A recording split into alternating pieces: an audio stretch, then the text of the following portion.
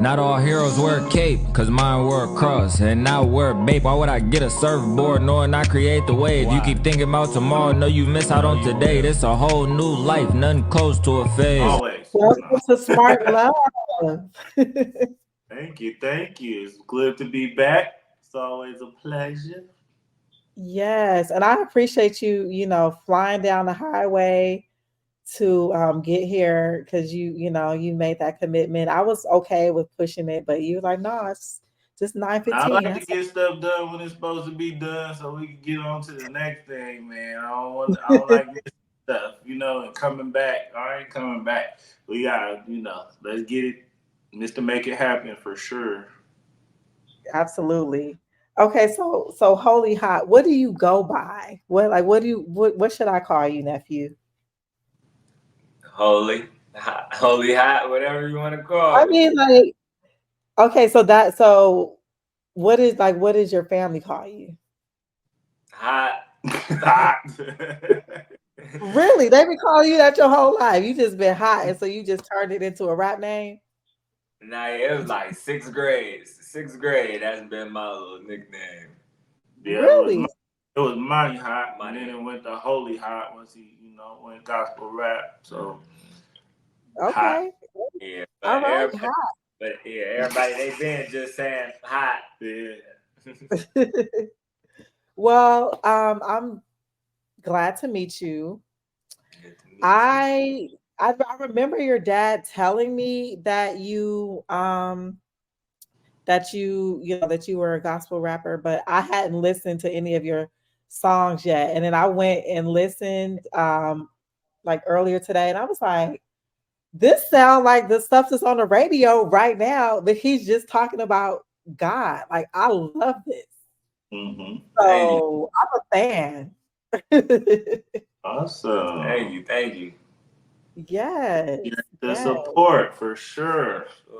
For sure. And so I don't know if my young men are still on, but I had my son and his friends join because I was like, I got two guests that they can relate to a little bit more than some of the previous guests that I have. So I hope that they're on and they get to get some free game from you today. But if they don't get it today, this is being recorded so they can watch it back. But yeah, I'm excited to hear your story. I'm excited to hear lessons because, like, Nib, you just like so cool that I forget that you're even a dad. Like, you just like, you know what I'm saying? Like, he just be like chilling, like, oh, you got a whole person you have raised. So I'm excited to hear the stories. Like I just ain't been doing nothing. Just Like, you ain't been doing that. You just chilling, but you just go home and chill. Like, yeah, I be trying to for real. so HolyHot, how old are you? 19. You're 19. Oh, you're a baby. Uh-oh. Okay. Nah. And so did you grow up in because I know, wait, how long have you guys been in Atlanta? Not long, right? Yeah, like 2 years. But we lived here before. Yeah, but I lived here when I was in 5th grade. Yeah. For like a year. I really grew up everywhere. But I always kept my roots though. San Francisco. For real. Always made my back for some reason. Absolutely, absolutely. Okay, so HolyHot, hot, hot and holy. What I'm a nut. Don't pay me no mind. So Right. what were some of the things that especially like growing up in San Francisco that you had to experience and like just some of the challenges that you faced growing up in, I'm gonna consider the hood. I don't know. Like, were you in the nice part of San Francisco? I don't know. But let's just say the whole San was it Francisco is a hood. I was trying to think. It's just different parts of the hood, Right. for real. It's different parts of it. Okay, so what were some of the challenges you faced growing up in the hood that's like brought you to where you are today? Yeah.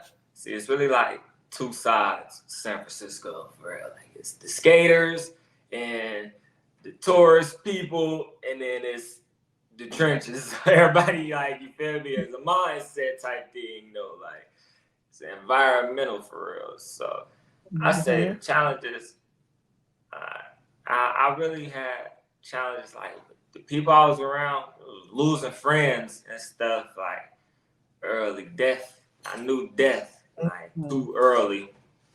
No, carried my grandpa casket like 7. I was like 7. Yeah. So death was always a normal thing, and being hurt, like, I mean, I felt pain early on. Grief, literally, for real. So I don't know. I ain't really have like a normal childhood in that aspect. Like my parents, they did all they could do. You know, so like I ain't never had no abusive relationship or nothing with my parents or nothing. But outside of the home, no, was where it got hectic for me. Like started doing the wrong stuff, hanging with the wrong people, all because of pain. Pain leads you to a whole life of hell, for real.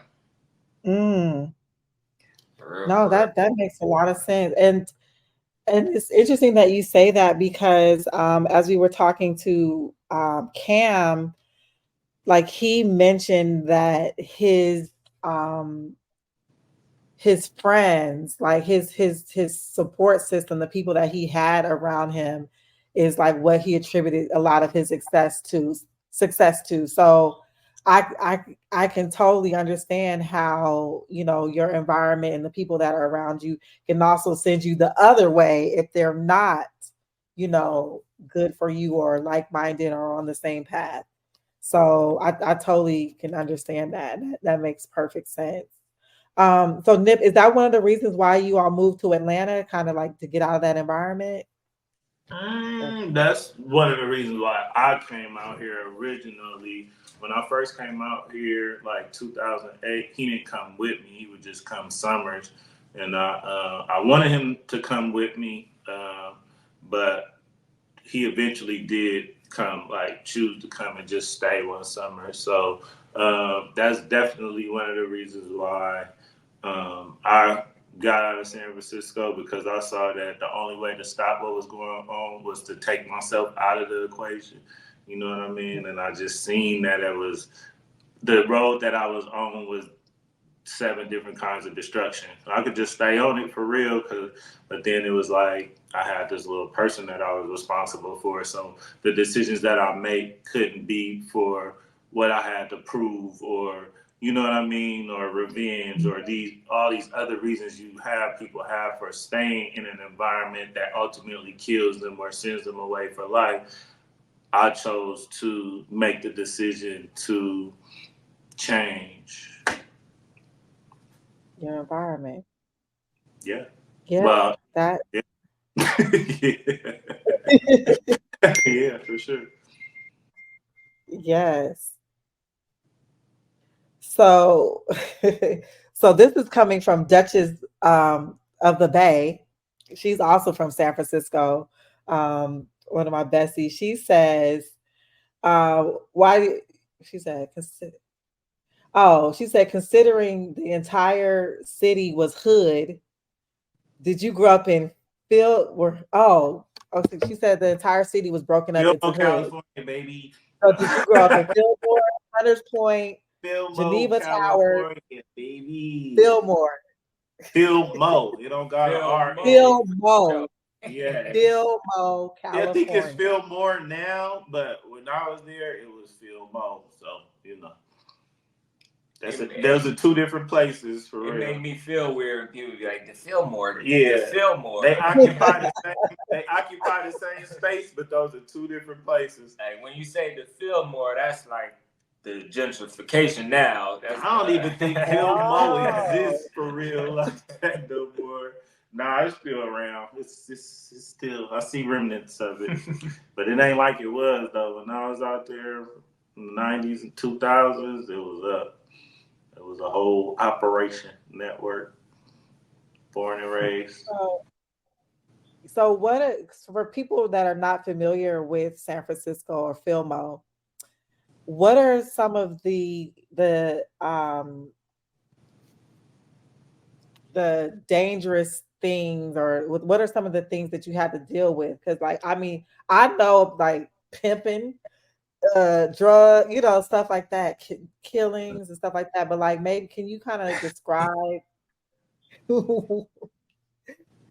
I some of know that one thing off the top of my head. Pimping ain't really dangerous out there. Like, that's really like, man, everybody.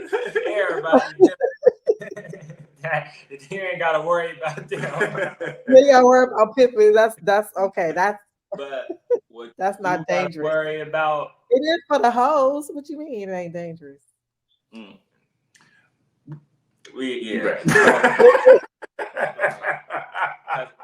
Because I know some personally, some pimps and other sides personally, and it can go both ways. But I know Miss Oakland ain't talking. You need to ask Too Short that question. We gonna plead the fifth on that.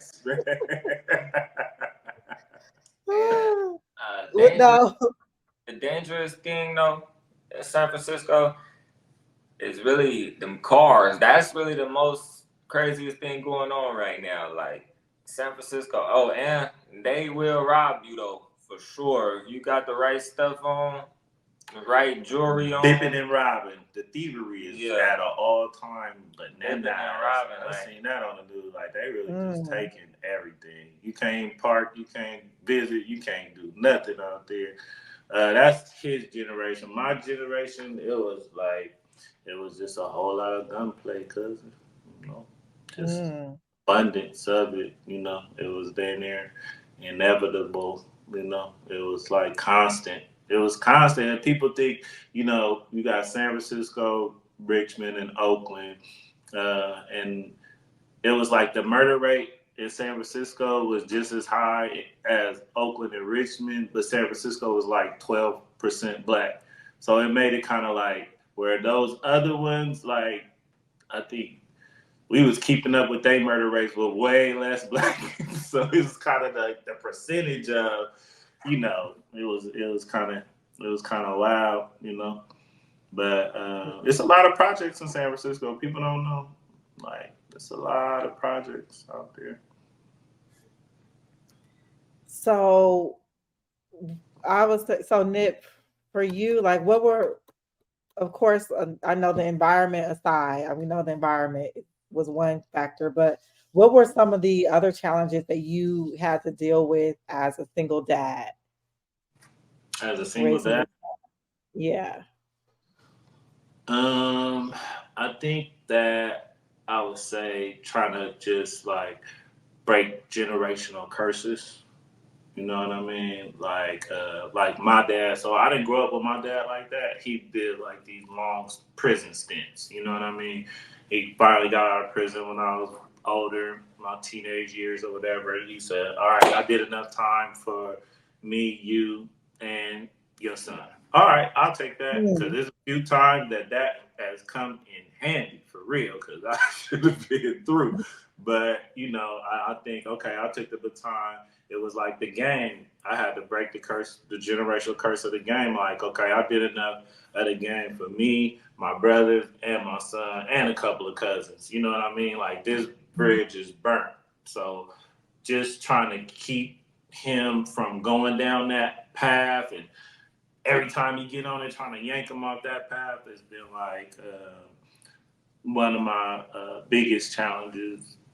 Like, no, not that. You can do, you can do a whole lot of other stuff, but not that. So, When you say the game, what do you mean? The life, the game. You want me to explain the game to you? Well, I know the game. Okay. Game is game. Right. But the audience I is mean, not. once you start, what I told him when he was 12, once you start that from stuff, you know, you press and play on the game. Oh, I'm from here, I'm from there, and you choose sides, and you know you go for that ride. And once you Okay. press that game, then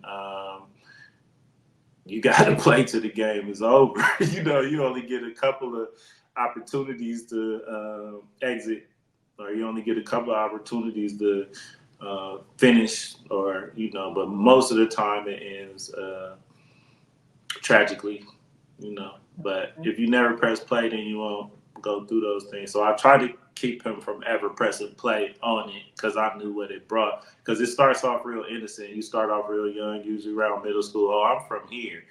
But, you know, once you start saying you from a certain place, then whatever comes along with being from that place, you inhibit, you inhabit. Start off innocent. Ain't no such thing as halfway crooks, you know. It's different levels to the game, but in is in. You know, it don't matter. Right. In like that, but once you in, you subjected to anything the game has to offer, and you don't know what destiny might befall you. So I'm talking about the game, the real one, right? Murder game. What me Mill saying? If you ain't about that murder game, then you can shut up and you know rap and get that. Yeah, the rap. That's Okay, that's what it turned into. You know, just a whole lot. Yeah. Just a whole lot of gunplay for real. I mean, you could have hustlers, you could have pimps, you could have thieves, you could have drug addicts. You know, they all a part of the game. But those like really active in that front line of the game, it's a different kind of little thing when you really like, you know, on that front line, really getting into it with people from different places. And, you know, I survived 15 funk seasons for real. You know, like it's serious. Be up. Hey, that's you know good. what That's I mean? Like it it ain't no the game ain't no game at all for real. It's not a game, is what it's not. right. But it is the game. It is the game. So HolyHot. So what inspires you to actually get into music, and then specifically gospel rap? I mean, music was really passed down to me for real. Like, I always had like an old soul. I've been rapping since I was born, for real. My dad's songs and all type of stuff. And I've been watching The Temptations, Five Heartbeats, The Wiz and stuff. I can tell you all of the movies off the back of my hand, every scene before it come on, for real. And I've been rapping. I was just promoting the wrong stuff. So when I got right with God, I'm like, I took a long break. Like, dang, I'm finna have to stop rapping. And then God, like, use it for me. I didn't even know it was such thing as gospel rappers, like, at all. I didn't know people was rapping for God for real. And I'm like, dang, I'm gonna be the only one out here. Like, I'm like, yeah, I'm like, God, this gave me a good idea. And then I started seeing like other people doing it and stuff. And I'm like, but they ain't really like, they talking, I like just glitter and gold though, for real. You know, like, and I couldn't really like relate to that because my life ain't just been peaches and cream for real. I can't get on the mic and fake. So I'm like, you know, God told me like, don't spit the real. There's somebody, as you know, still in the same places that you done came from that need to hear how you got through. Yeah. Like, all right. And it took me a while worry about what people gonna say, how I'm gonna do it, this, that, and the third. But I try to let everything be God led. Let the Holy Spirit really speak through me for real. Like, it don't even be me rapping at that point. Just turn on the mic and ever come out, God did. Wow, that's amazing. Okay, so you're saying that you were already rapping, but you kind of went through a time in your life where you got saved, or like you just started going to church, or what was the turning point? No, I found God before I found church. For all of the people that, you know, I found God before I found church. I thought church was a corrupt system. I thought it was like they just wanted money. But you know, my grandma had me in church and stuff as a kid. But that's like, come on, let's go to church. Not you want to come to church, you know? Like, so Yeah. it was more like when I don't gotta go, I'm not gonna be up there all day and they singing at the beginning, the middle, and the end of the service. But you like cry. music. That's the best part, right? I was in there. I wasn't trying to hear all that stuff. I was already trying to do the wrong things. But, dang, what was the question? My bad. No. So like you touched on a point, because like my grandmother, like I guess our grandmothers like were the ones back day that like introduced us to church and would, you know, make us go to church. And then it wasn't until I made the choice to, like you said you found God. And it was kind of like same thing for me. It wasn't until I made the choice that, you know, I wanted to learn more about God. I wanted to build my relationship with God, that it actually like, you know, I appreciated it. But yeah, just going with your grandma and they singing in the beginning, the middle, and the end, it's like, you know, you missing the message at times. I can understand that. So the question was, what was your turning point? Question now, yeah, for sure. Okay. And I couldn't tell you not one thing I learned from church before I got right with God. For real. Everything. It was different for me. Everything came back to me that I was sitting in there hearing all those years that I wasn't paying attention to. I was like, oh, I know this stuff.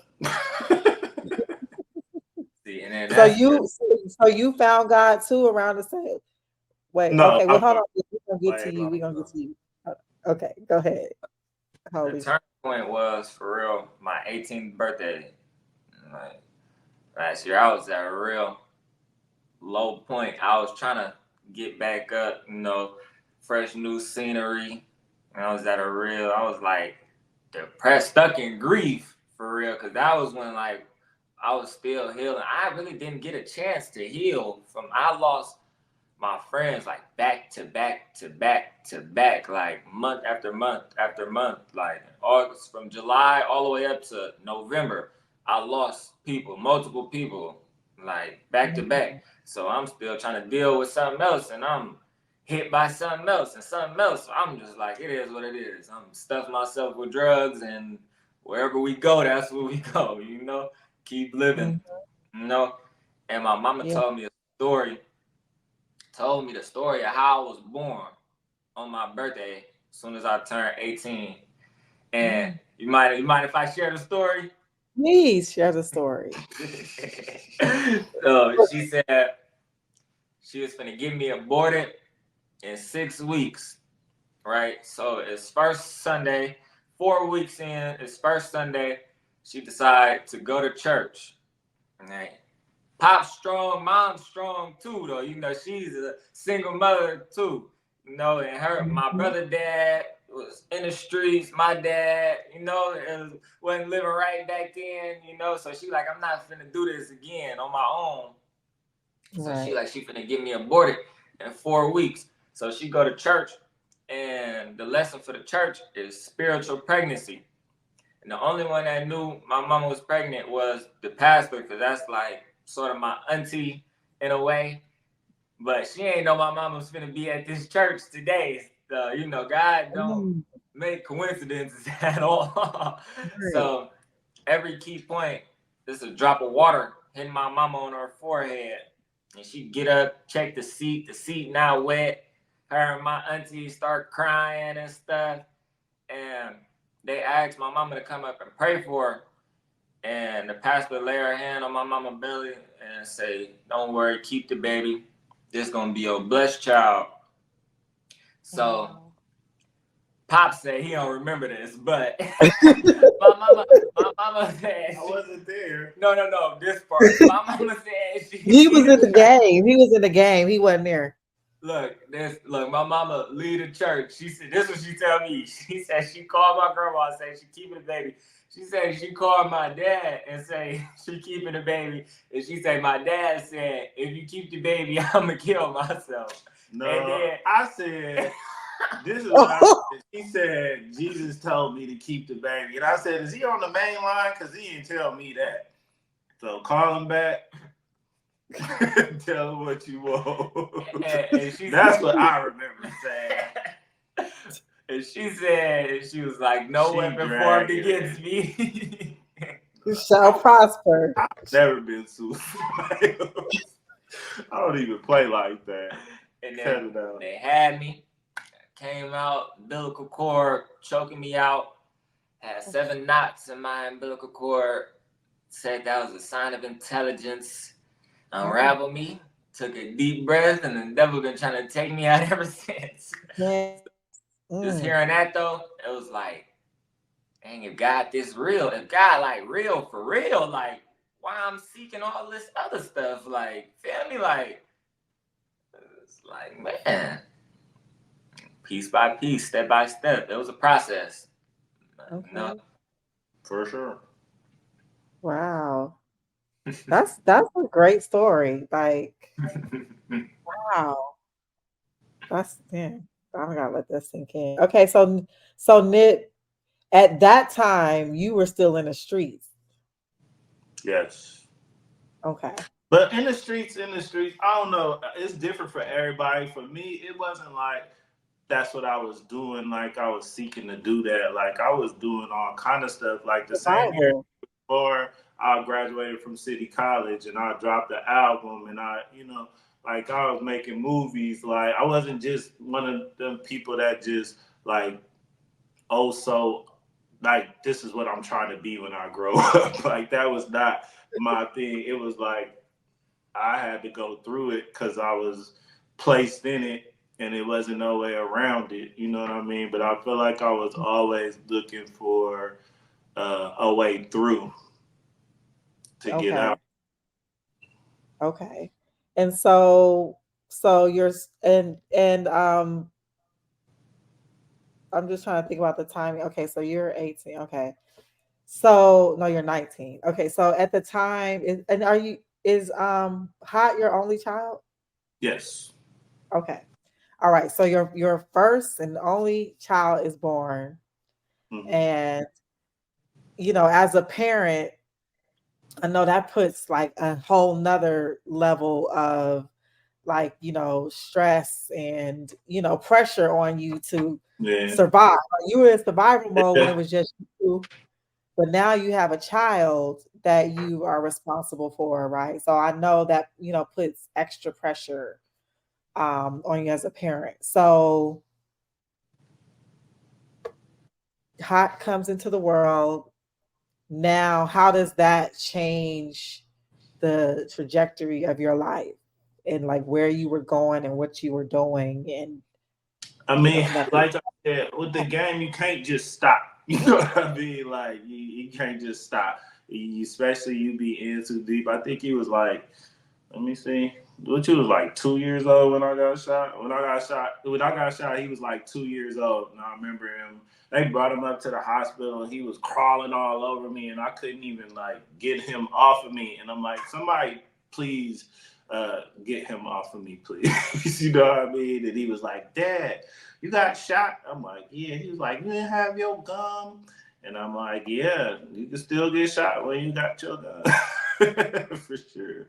So I think that it was like steps, like because we was together all the time. It wasn't like it changed instantly. I used to just have him with me, and then I'd be like, man, if anything happened to him, I'ma lose it. But that still ain't gonna, make him come back, But it was a gradual thing until it just came to a point like, all right, I gotta change, and it ain't gonna change here.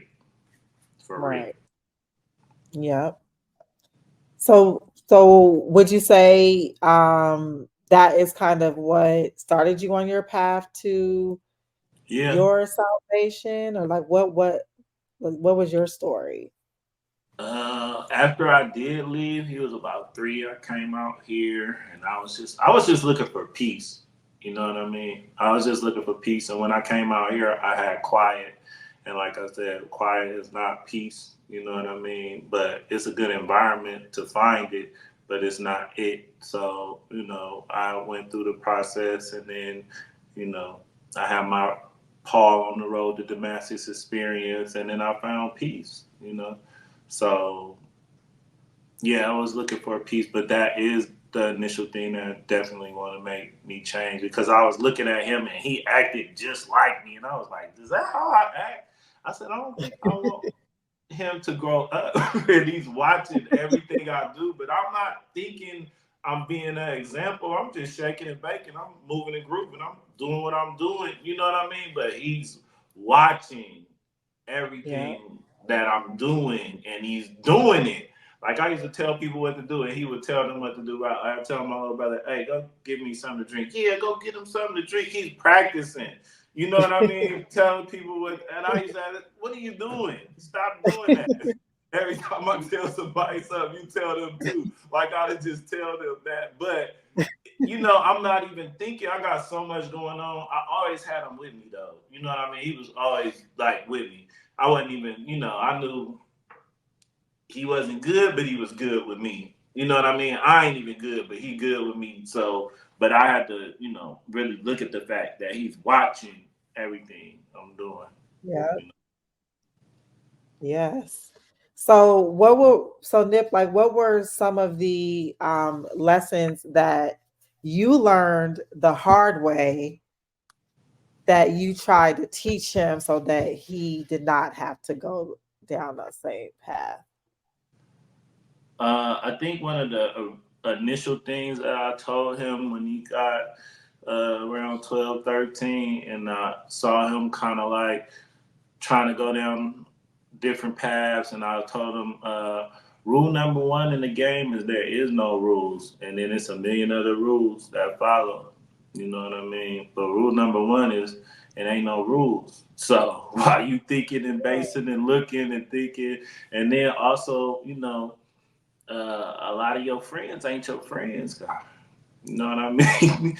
Oh, and I do remember this. I told him, don't let nobody play with you. Don't let nobody play with you, because if you let them play with you enough, sooner or later they're gonna try to play you. Stuck with me forever. Don't let nobody play with you. Hold on, that And I need to put that on play a with me. shirt. Wait a Yeah. minute. You said No, I'm don't let just playing. nobody. All that just playing stuff. I don't play that just playing stuff. Don't let nobody. No, I ain't playing. If y'all playing, y'all playing. It's different. But if you playing at my expense, that's a different thing. Like, know the difference with somebody just playing for real or somebody really just playing to see how far they could go and try to play you for real. If y'all both playing, that's one thing. But if somebody playing with you, that's a whole nother thing. Nah, and you not playing, nah, it don't go like that. I like that. Don't let nobody play with you. That sound like somebody from Frisco would say something like that. Like that's I feel like did Donald Going say that? Like that sound like some pimp. Right? Like, Nah, that was something I learned the hard way. Don't let nobody okay. play with you.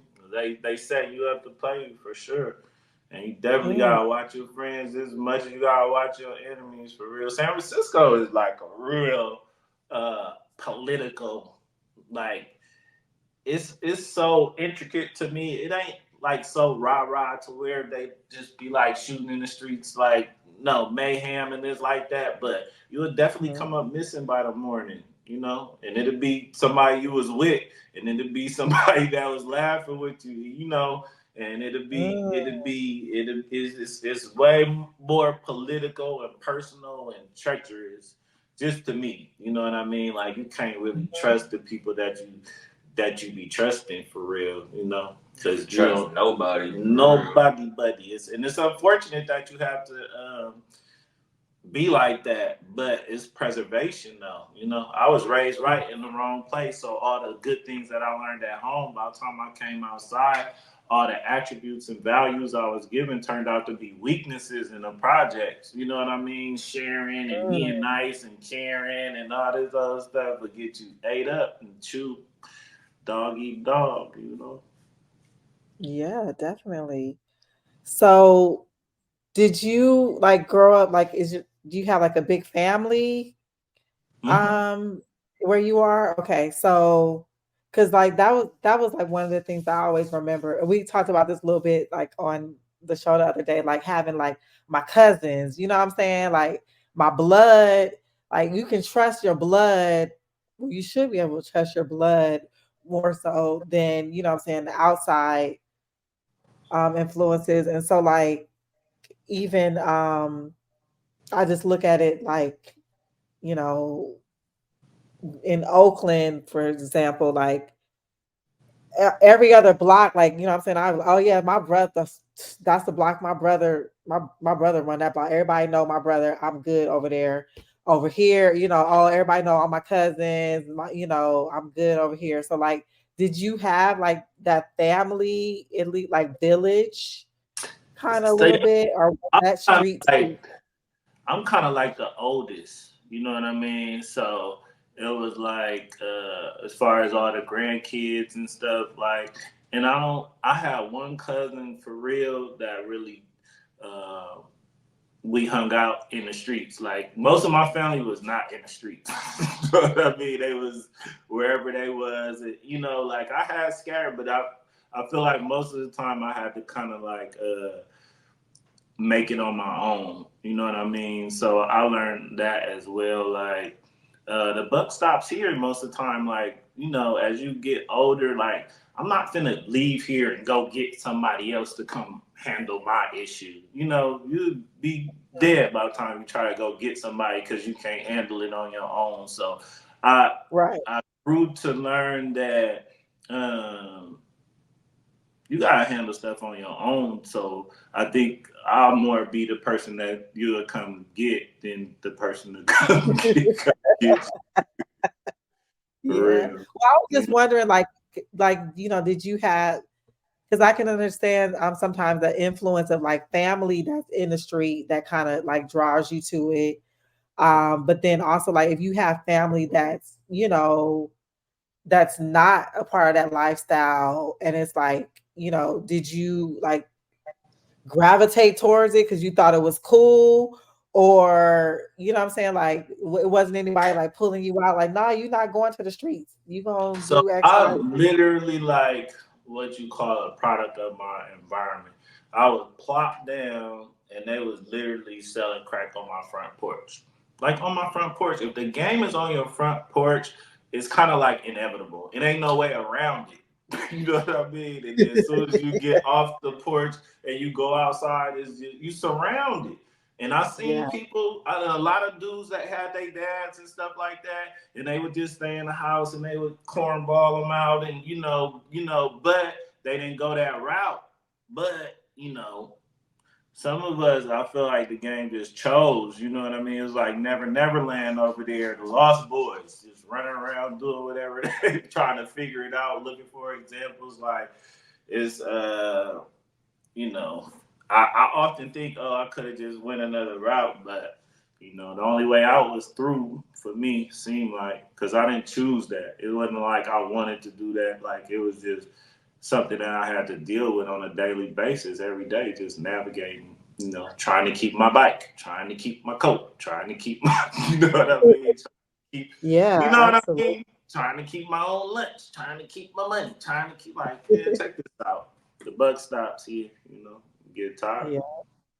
So it wasn't like I was trying to be like somebody else or I was trying to be something that I wasn't. It was more just dealing with day to day life, and it changes you.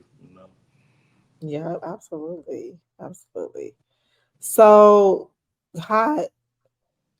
So now, because you said 18 was your epiphany, and so you're 19 now. And you know, you're now a gospel rap artist. Like, how has your life changed, like for the better, now that you're walking on this path with God? Really, I'm living and I'm figuring out who I am. I'm a totally different person than I thought I was before I Mm, found God. And peace, for real. Ain't never felt peace, for real. Never felt like this in my life, for real. So when I felt, I'm like, I never want to lose this ever. Yeah. For real. So I say Yeah. that's really change for the better was definitely how I look at the world too, for real. Well, that may have got a little worse, for real, because now I'm not battling flesh and blood. All I see is spirits walking around. Demon time.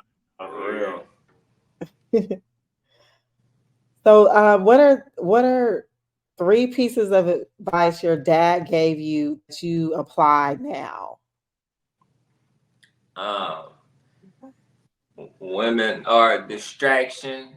A good woman is an asset. Ooh. And A good woman is an asset, and women are a distraction. that ain't what I said. Something like that. A good woman is an asset. How do you determine a good woman? What makes a good woman for you? A godly woman. I got a woman. For real. You got a woman? Okay. Yeah, You now found her?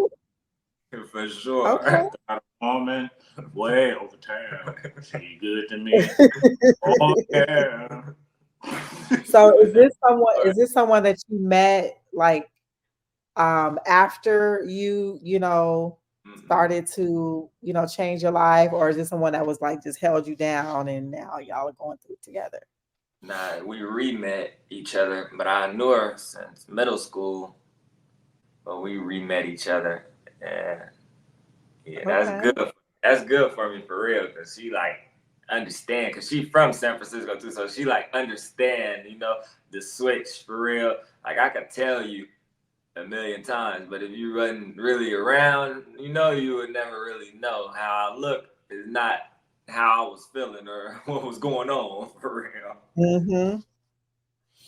Yeah, well, good for you. I'm happy for you. That's great. That's great. So, so you said a godly woman, meaning that what she goes to church, she prays, Church, she I ain't gonna lie. I love church. I love church for sure, but the devil go to church. The devil read the Bible too. It's about Mm, like the devil know the Bible front to back. So it's really about your morals and your relationship with God. Or it's always relationship over religion for me. Like yep. I never, oh, you're a Christian, become a Christian. I push, get a relationship with Jesus, and then that's what I say that because I go to church. But really, if her life line up with what the words say, no, we ain't perfect, feel me? But if you striving to be that, Proverbs 31, striving to be, you know, my type. Okay. Okay. So godly. Okay. What else? Real love, for real. And that's another thing too. Growing up, a single dad too, for real. To go back to that, my bad. But my Gigi was the only person I say I really felt like the same love every single time I seen her. She ain't never yelled at me, hit me. She'll tell me like, "Oh, don't do that." But like every time I see her, like it's real, like genuine love. Like she'd cook whatever for me. Like she really loved me for real. Like I know my people, they love me Unconditionally. unconditionally, yeah. But like my mom, she was a tomboy for real too. So, like it wasn't too much affection and stuff. So I ain't really know like how to be affectionate and soft and stuff. I'm growing up. I can't just go and give pops no hugs. Or I could, but like I'm not. Like we two men for real. Like I'm not gonna just be giving you hugs every single. Like it's Yeah. good for the soul though. But I don't know. It's just I don't know why for real, but yeah. So with her, I'm like learning like really how to love, or really what love is for real. Like Smart love. smart Smart love. love. Yeah. I love this. I love For this. real. So, like, have you like learned about like the love languages? Yeah. You heard about that? I know my love language like really quality time for real, and I ain't gonna lie. A genuine heart for real. I couldn't just tell you one off the rip, but love in general for real. Yeah, For real. quality time is important for me too. And so, um, do you know your girl's love language, her primary love language? I know she Have y'all she talked about it? quality time too. She always Okay. wanna be around and stuff, but even that we be having to fast from each other, take breaks from each other too, just to keep God in the center of it. You know, Oh, I like we that. ain't exactly where he pushing us to where he need us to be, so we can't idolize each other. Idolize each other for sure. Ooh, that's now you just said a whole word right there. For So you sure. said you Nah. are you learning something here, Nip?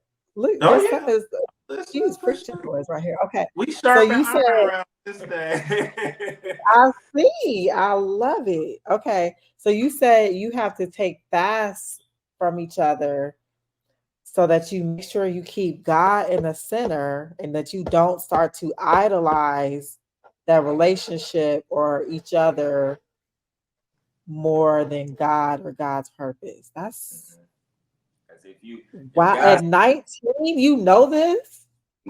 I ain't gonna lie, that's God. God that gifted me. Well, Lord, that may be passed down too, but God that gifted me. I always had a head on my shoulders. I knew little Right. stuff for sure.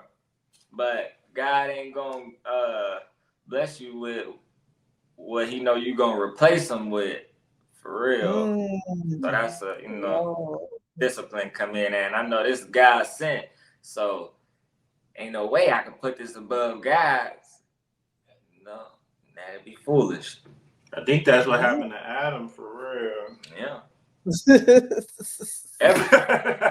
Real talk. Yeah. Wow.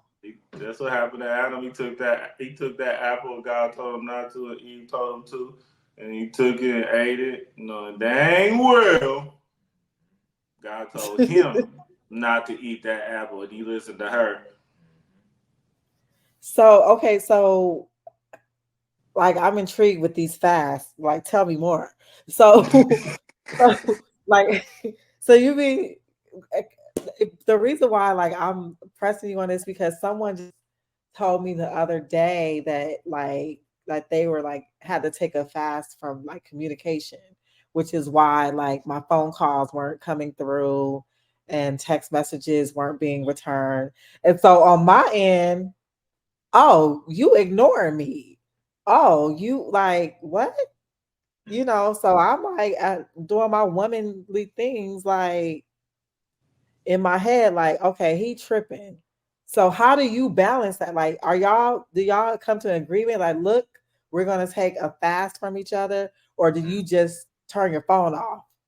I, Like, I ain't just gonna do nothing like that. She knows she going on the same fast. That's what I okay. do. She going on the same fast to keep God in the center. I told her only one should be above me is Jesus. You feel me? For real. So Okay, I you like know, y'all little relationship. This is cute. and Yeah, this like this is a solid foundation right here. I no, like for this. real, for real. You gotta keep it like that. For real, for real. But it's really up to me though to keep that going though, for real. But them Yep. fasts is definitely needed though, and that's Bible too. And I didn't even know that until I think I may have found that on one of our fasts. Like Paul said to fast from your people so that the devil can't come in and tempt you due to lack of self control. And I'm like, dang, so this like God and really told us this, like, so it's lovely. It's lovely. It's all God in the midst of it. Real. Yeah, that's dope. That's dope. Okay, Yeah. so tell me about like you as an artist. Like what, of course, like your story and everything that you've gone through has shaped you, but like what is different about your music than other gospel artists or other regular artists? You touched on it a little bit in the beginning when you were kind of talking about, you're coming from your perspective of like all the pain, like you don't have, this rosy, you know, painting outlook on life. Like you've been through some shit. So you're, of course, what you talk about is gonna be a little different. But yeah, like what makes you different? How is your music different?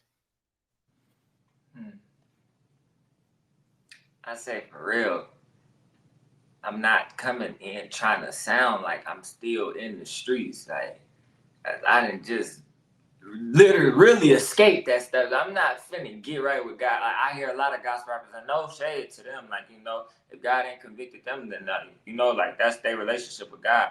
But they come on there, oh, I just pulled out my Bible Glock and shot a demon in the face, and I'm not listening to none of that because I was just really riding around with Glocks and stuff. You feel me? Like, oh, why am I going? I'm not. It's called us not to be like the world at all. So I'm coming Bible. Like I make sure my stuff is scripture, like scripture led, and I make sure my stuff is the people that was like me could feel it. Really, I'll try to make stuff for everybody for real. But people that hit me, that's really deep in the trenches still. Like all my folks, they still living the same life. And they hit me like, man, what you just said, this, that, and the third. Got me thinking, it got me looking at stuff like keep going, woo, woo. Like I got real support from beyond jail cells and stuff. People Wow. that I may not see for years and years and years, they in there trying to get their faith in line, because of something God done put through me. So I Man. say like the difference, my stuff really, this stuff is not for no fame. This stuff is not for to get something from God. It's to give God, Mm-hmm. to let God speak through me for real. Like whoever I could touch, I had a vision. Like God gave me like a vision. I'm in heaven. I'm in the line to heaven, and He like, look at all these people you brought with you. Like Wow. and that's the vision that that's what I'm striving for real. This earthly Yeah. stuff, seek the kingdom, all this stuff will be added, but my treasures is stored up in heaven for real. Mm. Oh, you got you a good one right here, Nip. Oh man. Yeah. You're a whole word. Like on Sunday, man, we need you to do the benediction on Smart Love Sundays from now on. Okay. um, let me. I think I have some more questions for you, Nip. Mm-hmm. So, what are some of the misconceptions about single dads that you want to clear up today?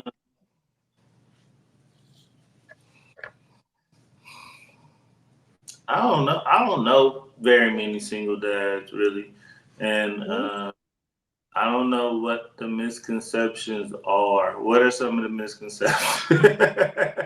I could care Some less. of the I'll be sitting there listening to no misconceptions for real. what are Single the dads misconceptions? busy. We busy, man, because if we I would think really, the misconception is that there aren't any single dads, that dads don't, yeah, we take do care of their exist. kids. We like unicorns and Bigfoot. Okay, I think okay. that I think it's just as important for single dads to be a good example, as far as like who you bring around your kid and raising your kid, and who you have your kid around and who you let your kid go with. I think people may think that single dads are loose, like their kid can do whatever. You know, Kevin Hart said, "This how men watch kids. Y'all better not be in that toilet." I know, like they don't get up, and we are active. We drive to games and practice 30 times a week, and we are showing up to the school, calling the school, like we be involved for real. You know what I mean? What you laughing about? Cool and stuff and all this stuff. Now he ain't had me around nobody. Right? That's why I used to be trying to go to my mama's house and go all everywhere. I couldn't go because nobody come to the house. No, you ain't spend the night over there unless they related. Like, I'm real family oriented. You can go. You want to go somewhere? Go over to your Gigi house or go over to somewhere I know where the same values is being instilled that are at home. Like just having your child at this person's house, that person's house, and their values is totally different. You know what I mean? They teaching your kid something different. They not looking out for your kid like you looking out for your kid. Like they gonna be all into all type of stuff. So I would only allow him when he was with me to go places where I knew that the values were similar. Okay. All right. And that leads me to my last question for you, Nip. Like, what are some of the values that you instilled in your son? And is there anything that you want to like an extra one you want to give him today? Extra lesson, value, something to hold on to. I mean, I think that one of the first lessons that I really held on to for him was outside. Outside is not a destination. He tried to tell me, "Dad, I'm going outside." Outside where? Where are you going? Outside is not a destination because that's what I used to say when I was younger. I'm going outside. And outside is not a destination. And my grandmother would say this to me every time I say I'm going outside. She would go, "Well, where are you going, Marquise?" I said, "I just said I'm going outside." And she like, "Well, idleness is the devil's workshop." I didn't have a clue what she was talking about. All right, girl. I guess when I see him, I'll tell him. But but when I got older and realized outside is not a destination, that I definitely, as soon as my son said first outside, oh no, that's not where you're going. Because I know that destination. That ain't no destination for sure. So, but I mean, today I just said that too. That's another thing that stuck with me for them three things. That's a whole lot. I couldn't but that's another thing that stuck with me too. Yeah, outside is not a destination. But today, I would say, and seeing him like really on fire for the Lord, and I was once in that place as well. I would just say that don't compromise, don't get distracted. Stick to the path. Don't lose that connection. You know what I mean? Because the Holy Spirit only dwells in holiness. He can't coexist with compromise. He'll give you a couple chances, but if you really stray too far, it'd be a slippery slope. So really just stay focused and don't compromise. And new levels come new devils. That's one of his sayings. So as it gets grayer, the levels that you pass. So really just stay connected to the branch and really just stay in tune and stay on fire. Love that. And Nip, how proud are you of your son, like on the path that he is on now from where he was at his 18th birthday?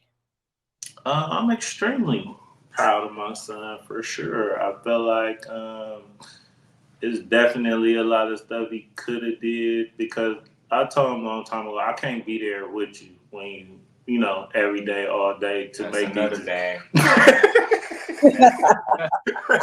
Some stuff you're gonna have to go through on your own. Yeah, I can't. I would if I could, because I've been through it probably 10 times before, and if I could just knock it out for you right quick. But some stuff you gotta go through on your own. But then what shape me wisdom? Yeah, You know, I can't.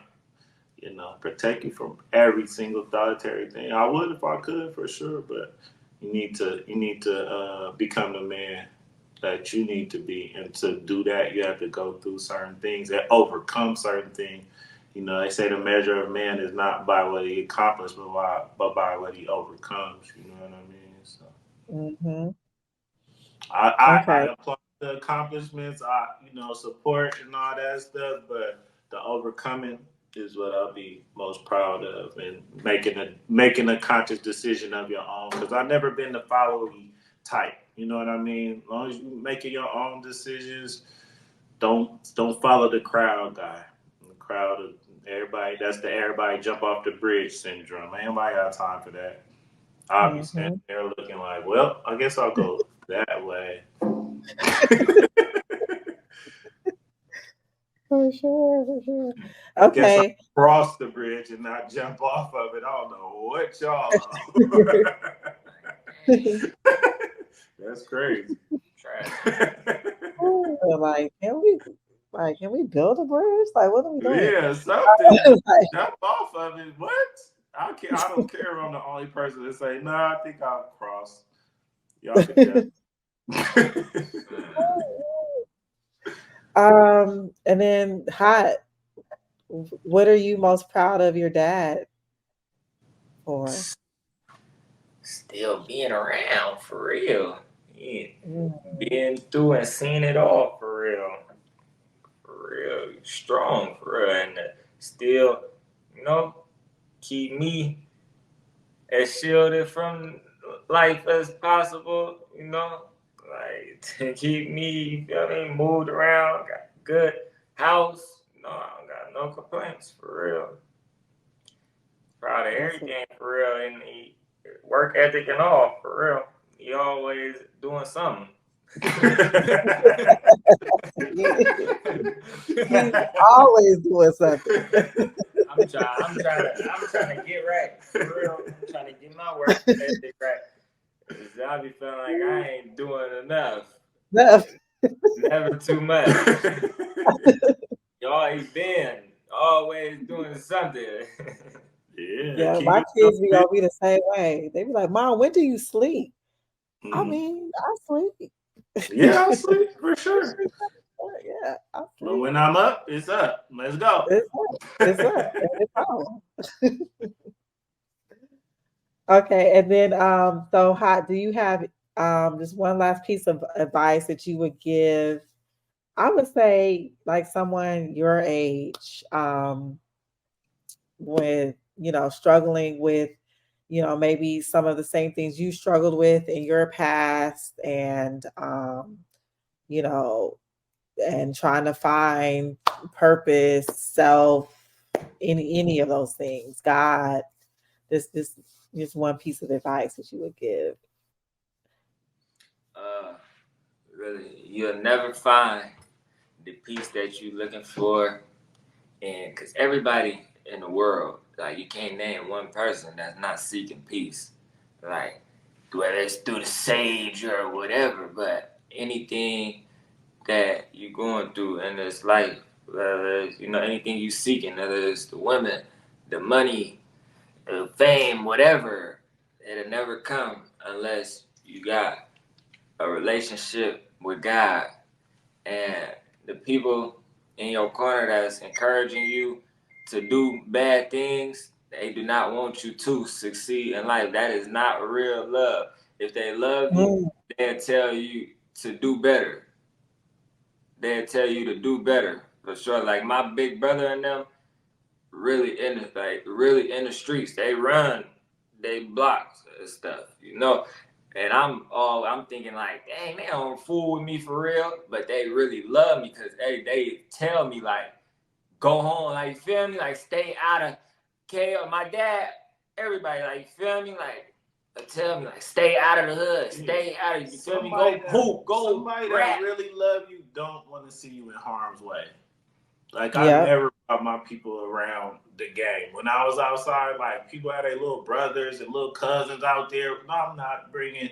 You know, if you my age and you decide you want to hang with me, yeah, you might end up in the hood for sure. But you a grown up. I'm not finna bring no, you know, raise nobody in it. Right.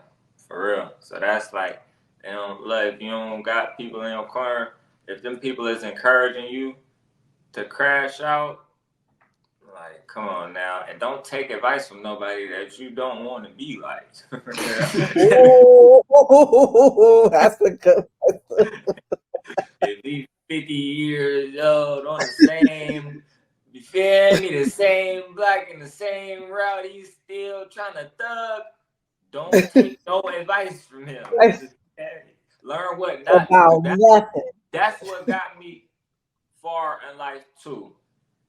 Learning from people what not to do. Everybody around me, I took it like, okay, I see that. Now let me not do that. You feel me? I made a lot of mistakes, but you feel me? I'm not gonna make that one though. You know.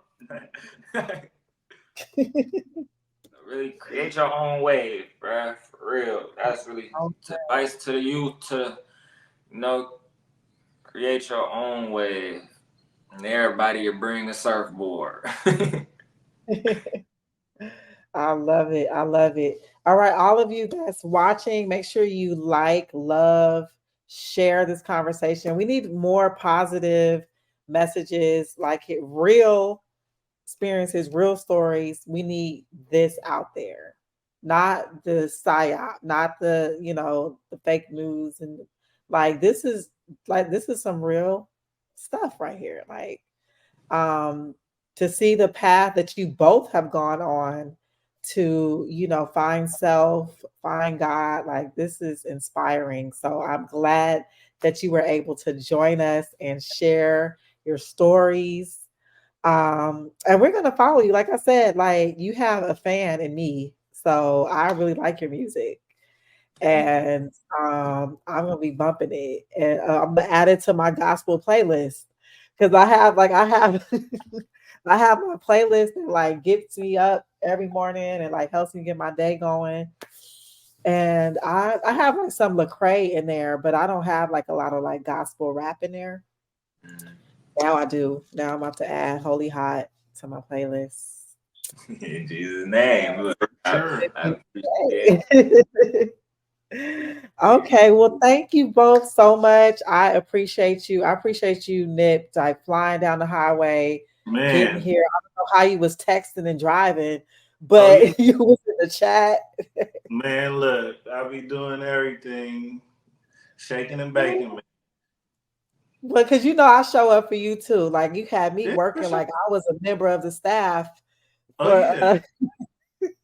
Necessary. Around here, you gotta make it shake. But like I said, we do the same, man. You know, had to move heaven and earth to get here. We made it.